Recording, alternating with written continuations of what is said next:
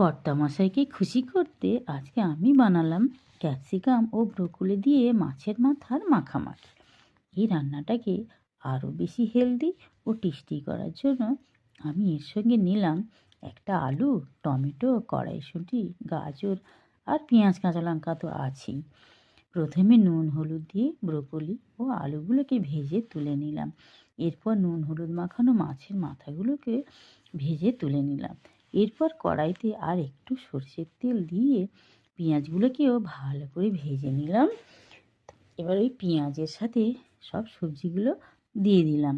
এরপর সবজিতে একে একে নুন, হলুদ, লঙ্কার গুঁড়ো, আদা রসুন বাটা, জিরে মরিচের গুঁড়ো দিয়ে খুব ভালো করে কষিয়ে নিলাম।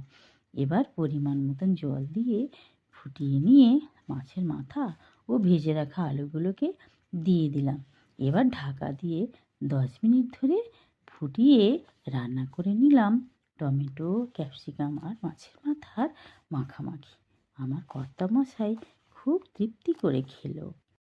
তবে বন্ধুরা, রান্না করার সময় মশলা দেওয়ার অংশটা কিন্তু আমি দেখাতে ভুলে গেছি, সরি।